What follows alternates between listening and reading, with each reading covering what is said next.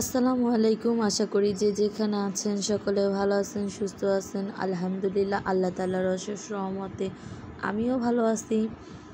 তো আজকে আপনাদের মাঝে আমি ছোট্ট একটি ভিডিও নিয়ে আসলাম। তো ভিডিওটি না টেনে সম্পূর্ণ ভিডিওটি দেখবেন। এটা হচ্ছে আমার খালাতো ভাই। তো ছোট খালামণি ওকে দুষ্টামি করে গাল ধরতে গিয়ে তার হাতের নখ অনেক বড় ছিল, ওর গালটা কেটে গেছে অনেকখানি। তো অনেক রক্ত বের হয়েছে। আজকে আমাদের জন্য কে ইফতার পাঠালো দেখতে থাকুন, ভিডিওটি না টেনে সাথেই থাকুন। একজন প্রবাসীর বউ আমাদের জন্য ইফতার পাঠিয়েছে। আসলে প্রবাসীর বউ, কিন্তু সে হচ্ছে অনেক কৃপণ।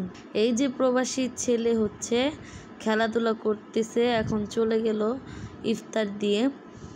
তো আমি অনেক দুষ্টামি করলাম ওর সাথে। আমার আঙ্কেল বাহিরে থাকে গ্রিসে। তো খালামণি, সেজো খালামণি আজকে আমাদের জন্য ইফতার পাঠাইছে। তো সে হচ্ছে বড়লোক মানুষ, কিন্তু অনেক কিপটুস। তো সে আমাদের জন্য কি কি ইফতার পাঠালো সবই দেখাবো, আপনাদের সাথে শেয়ার করব। এই দেখেন, এখানে ডিল করে ওয়াইফাই লাইন লাগানো হয়েছে। তো ডিল করার পরে এখানে ইটের গুঁড়ো দিয়ে অনেক ভরে গেছে, ঘর দুয়ার এলোমেলো। দেখেন আমাদের এই রুমে অনেক কাজ আছে এখনও। সুকেজের গ্লাস লাগাবো, ভেঙে গেছে। তারপরে কাচের জিনিসপত্র এগুলো ধুয়ে টুয়ে তারপর গুছগাছ করব। তো আম্মু অসুস্থ দেখে কিছুই করা হয় না, সব কিছু গাঁঠি বস্তা বেঁধে এইভাবে রাখা হয়েছে। পরে এগুলো গুছগাছ করবো আস্তে আস্তে, যেহেতু রমজান মাস, রোজা নামাজ আগে, তারপরে হচ্ছে বাকি কাজ।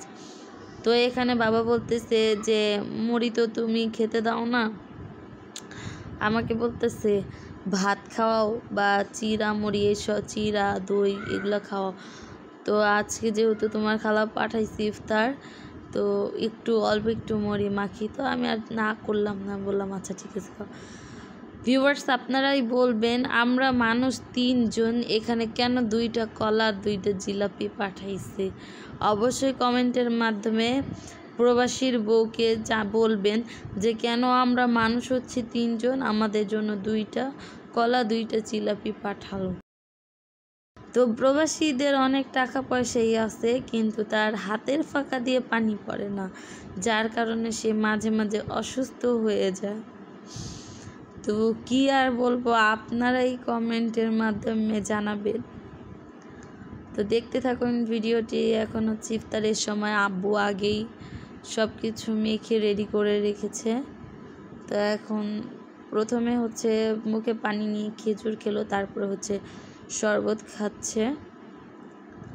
আব্বু সাধারণত ভাত খাক বা চিরা দই এগুলো যাই খাক না কেন, আগে ফল টল খেয়ে তারপরে হচ্ছে নামাজ পড়ে, তারপরে দই চিরা বা মুড়ি যাই খাক পরে এটা খায়। তো আজকে আব্বু আগেই খেয়ে ফেলছে, খেয়ে নামাজে চলে গেছে। আব্বু তো বসে নামাজ পড়তে পারে না, অপারেশনের রোগী। তো এখানে বসে আব্বু নামাজ পড়তেছে মোড়াতে। তো আমি মজা করে বললাম আমার খালামণির কথা, তো কেউ খারাপ ভাববেন না। সকলে ভিডিওটি কেমন লেগেছে কমেন্টে জানাবেন। আল্লাহ হাফিজ, ভালো থাকবেন।